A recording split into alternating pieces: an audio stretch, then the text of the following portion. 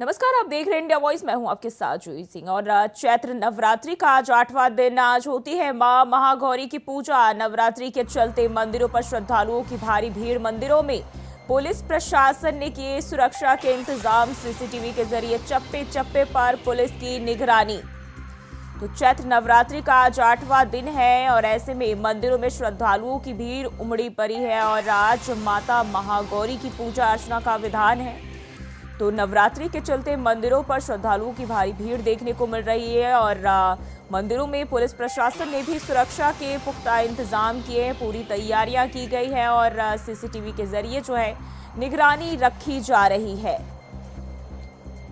तो चैत्र नवरात्रि का आज 8वां दिन है और इसको लेकर जो है मंदिरों में सुबह से ही भक्तजन पहुंच रहे हैं, माता की पूजा अर्चना कर रहे हैं और लगातार जो है भक्तों का तांता मंदिरों में दिखाई दे रहा है। अलग अलग जगहों पर जो है भक्त और श्रद्धालु पहुंचते हैं, माता की पूजा अर्चना करते हैं। तो चैत्र नवरात्रि का आज 8वां दिन है और 8वें दिन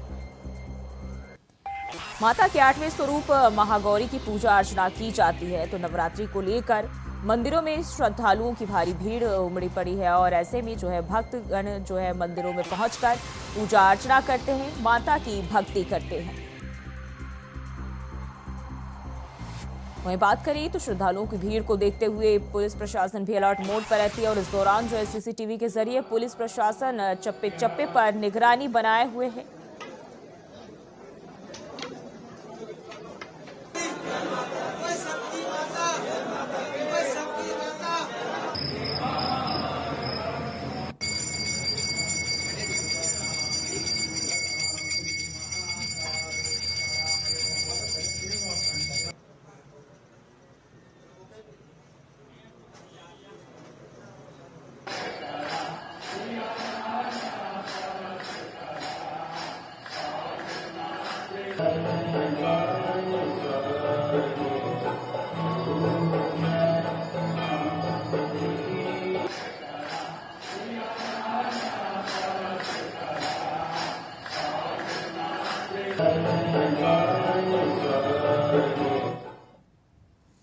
और वहीं दिल्ली के शक्ति पीठ छतरपुर मंदिर में मां दुर्गा की सुबह आरती की गई। नवरात्र के मौके पर भारी संख्या में श्रद्धालु यहां मौजूद रहे।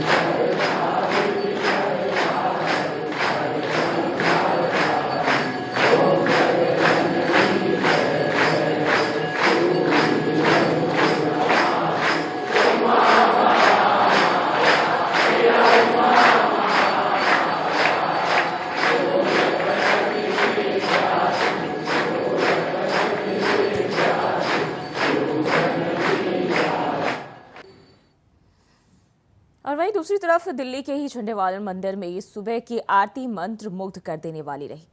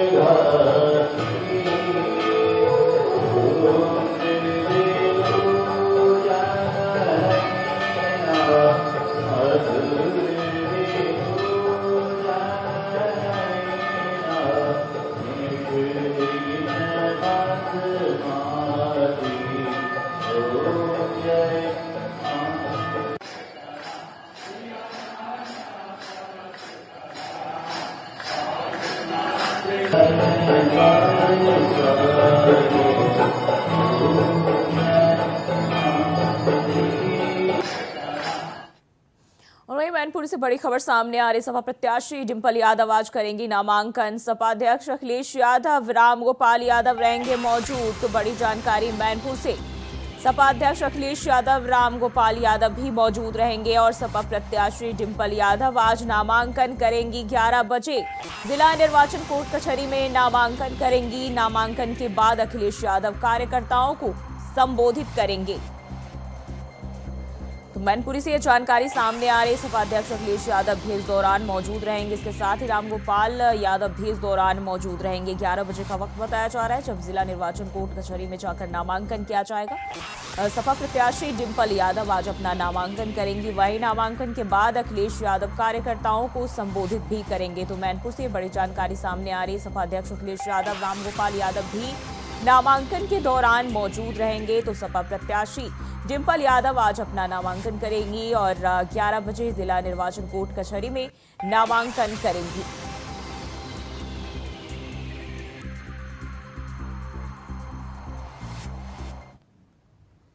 और लखनऊ से एक बड़ी खबर सामने आ रही। मुख्यमंत्री योगी आदित्यनाथ का आज कार्यक्रम। आज 2 जिलों के दौरे पर रहेंगे सीएम योगी। सहारनपुर लोकसभा क्षेत्र में सीएम योगी करेंगे रोड शो। तो लखनऊ से एक बड़ी खबर सामने आ रही। नगीना लोकसभा क्षेत्र में सीएम योगी करेंगे जनसभा। तो मुख्यमंत्री योगी आदित्यनाथ का आज कार्यक्रम है और 2 जिलों के दौरे पर सीएम योगी आज रहने वाले हैं। तो नगीना लोकसभा क्षेत्र में सीएम योगी जनसभा करेंगे और इसी के साथ सहारनपुर लोकसभा क्षेत्र में सीएम योगी अपना रोड शो करने वाले हैं और सीएम की जनसभा भी आज कैराना लोकसभा क्षेत्र में की जाएगी। और वहीं सीएम योगी आदित्यनाथ की शामली में भी जनसभा का आयोजन होना है। बीजेपी प्रत्याशी प्रदीप चौधरी के लिए जनसभा करेंगे मुख्यमंत्री योगी आदित्यनाथ। शामली के एबीवी डिग्री कॉलेज के मैदान में जनसभा का आयोजन किया जाएगा। जनसभा में दोपहर 3 बजे का प्रस्तावित है कार्यक्रम।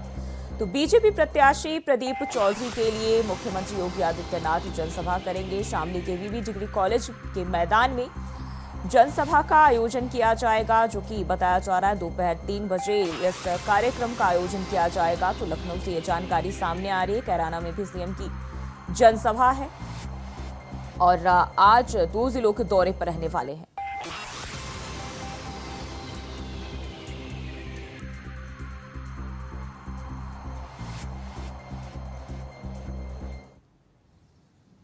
और अब बढ़ते हैं आगे। सुप्रीम कोर्ट ने शाही ईदगाह मस्जिद में कमिश्नर सर्वे पर अंतरिम रोक आगे बढ़ा दी है। वहीं इलाहाबाद हाई कोर्ट में चल रही सुनवाई पर सुप्रीम कोर्ट ने रोक नहीं लगाई है।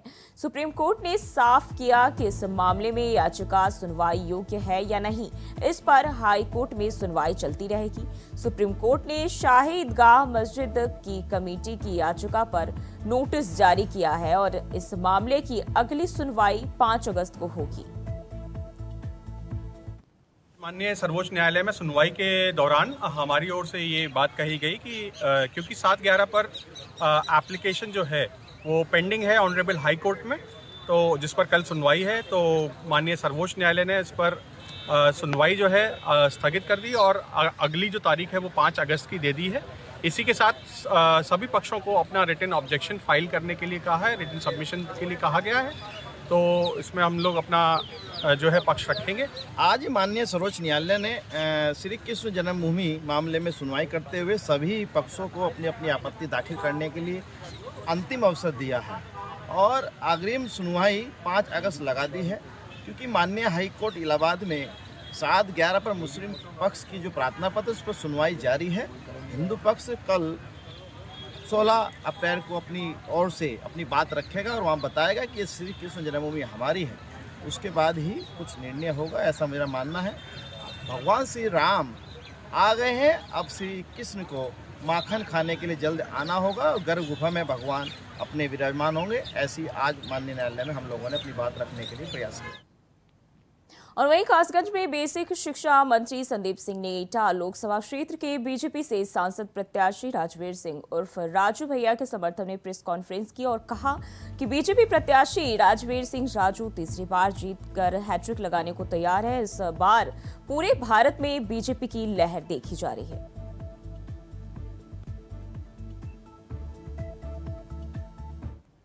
देखिए, आज बहुत बड़ा दिन है और हम सब लोग बहुत प्रसन्न हैं कि जिस तरह से हम सब लोग मिल करके प्रधानमंत्री आदरणीय श्री नरेंद्र मोदी जी के नेतृत्व में पिछले 10 वर्षों में हमारे देश की सेवा करने में हम सब लोग सफल हुए हैं। हर एक नागरिक को हम उसके उत्थान के लिए, उसको सशक्त बनाने के लिए भारतीय जनता पार्टी की सभी योजनाओं के माध्यम से हम सब लोगों ने 10 वर्ष तक काम किया है। और आज एटा लोकसभा में हमारे माननीय सांसद आदरणीय श्री राजवीर सिंह राजू भैया जी ने आज तीसरी बार अपना नामांकन पत्र दाखिल किया है, जिनको भारतीय जनता पार्टी ने तीसरी बार यहाँ से सांसद के रूप में सेवा करने के लिए अवसर दिया है। मुझे यकीन है कि जिस तरह से आज हमारी नामांकन रैली में सभी लोग बड़ी संख्या में सभी लोग समर्थन के लिए जुटे, मुझे यकीन है सबका आशीर्वाद और स्नेह इसी तरह से हम लोगों को मिलता रहेगा। और बढ़ते हैं आगे। अमरोहा बीजेपी जिला कार्यालय उस वक्त जंग का मैदान बन गया जब 2 बीजेपी नेताओं में थप्पड़ चलने लगे। बीजेपी जिला उपाध्यक्ष कृष्ण कुमार और जिला मीडिया प्रभारी रमेश कलाल के बीच जमकर मारपीट हुई। बता दें कि यह मारपीट कैबिनेट मंत्री ब्रजेश सिंह की प्रेस कॉन्फ्रेंस के दौरान हुई, जिसको जिलाध्यक्ष ने बीच बचाव कर शांत कराया।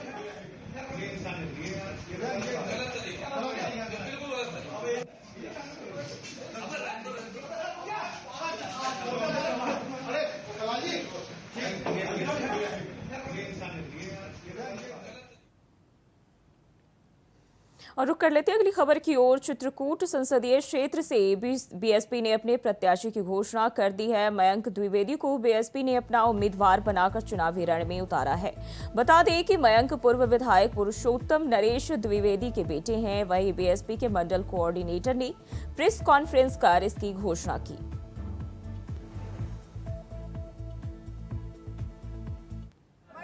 आप संघर्ष करो,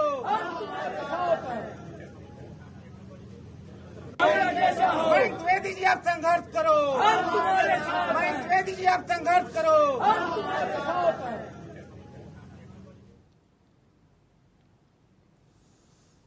और वहीं पीलीभीत के बिसलपुर में चीनी मिल के सामने मैदान में सोमवार को चुनावी सभा में बसपा की राष्ट्रीय अध्यक्ष मायावती ने जनसभा की और सपा, कांग्रेस और बीजेपी पर निशाना साधा। उन्होंने कहा कि कांग्रेस की तरह ही बीजेपी ने भी केंद्र की सारी जांच एजेंसियों का राजनीतिकरण कर दिया है। यूपी में हमारी पार्टी ने इन सबके हितों का ध्यान रखा है, किसानों के हित का ध्यान रखा। वहीं पीलीभीत शाहजहांपुर में काफी संख्या में किसान हैं। बीजेपी सरकार में किसान परेशान है। सरकार की गलत नीतियों के कारण किसान आए दिन आंदोलन करते रहते हैं और उन्होंने कहा कि बसपा ने किसानों के हितों का खास तौर पर ध्यान रखा है। खा लेते हैं और गांव-गांव में जाते हैं और जाकर ये कोऑर्डिनेटर्स, पूर्व मंत्री आदरणीय थैला लटका लेते हैं और गांव-गांव में जाते हैं और जाकर ये टाकर जी,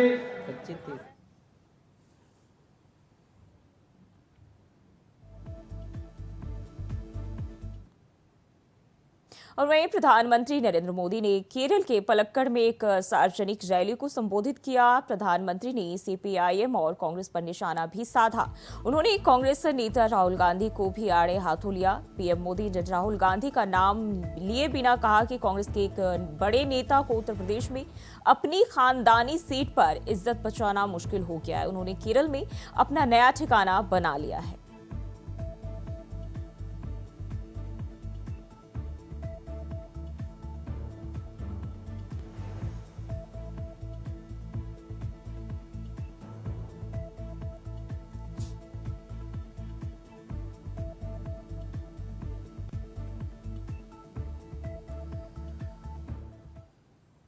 तो केरल में प्रधानमंत्री नरेंद्र मोदी ने बिना राहुल गांधी का नाम लिए ही उन पर जो है जमकर निशाना साधा और साफ तौर पर कहा कि कांग्रेस के बड़े नेता अपने खानदानी सीट पर अपनी पकड़ बनाने में अभी भी पीछे हैं और केरल में अपना नया ठिकाना बनाया है।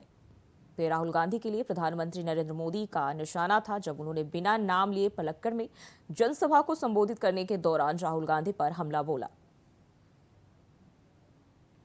आज बीजेपी के शासन में देश तेजी से आगे बढ़ रहा है, लेकिन एलडीएफ, यूडीएफ केरला को पीछे धकेल रहे हैं। एनडीए सरकार केरला और इस क्षेत्र के विकास के लिए जो प्रयास कर रही है, राज्य सरकार उसमें भी बाधा डाल रही है। ये लोग नेशनल हाईवेज के प्रोजेक्ट भी रोकना चाहते हैं, क्योंकि लेफ्ट सरकारों का एक ही कैरेक्टर है। लेफ्ट वालों का एक ही कैरेक्टर है, चाहे वो त्रिपुरा में हो तो भी ऐसा ही करते थे, बंगाल में थे तब भी ऐसा ही करते थे, और केरल में भी जब मौका मिलता है ऐसा ही करते हैं। लेफ्ट वालों का कैरेक्टर क्या है? Nothing left and nothing right, यानी जहां लेफ्ट का शासन होता है वहां कुछ भी बाकी नहीं रहता और कुछ भी सही नहीं होता। इन्होंने बंगाल को बदहाल बनाया, ये लोग त्रिपुरा में भी ताश दिलाए थे, वही काम ये केरला में भी कर रहे हैं। केरला के लोगों को एलडीएफ, यूडीएफ दोनों से सावधान रहना है। केरला में भले ही कांग्रेस पार्टी लेफ्ट के लोगों को आतंकवादी कहती है, लेकिन दिल्ली में ये लोग एक साथ बैठकर चुनावी गठजोड़ करते हैं, एक ही थाली में खाते हैं। यहां केरला से बाहर निकलते ही पड़ोस में तमिलनाडु में ही दोनों पार्टियां एक साथ मिलकर चुनाव लड़ रही है। यहां भाषण देते हैं कि आतंकवादी है और वहां मिलकर के चुनाव लड़ते हैं। और जो लेफ्ट वाले लोग कांग्रेस पर परिवारवाद के आरोप लगाते थे, अब वो खुद उनसे परिवारवाद के फायदे क्या है इसके टिप्स ले रहे हैं। ये लोग इंडी अलायंस बनाकर साथ आए हैं, क्योंकि ये जानते हैं कि मोदी इनके लूट के सब ठिकानों को ठप कर रहा है।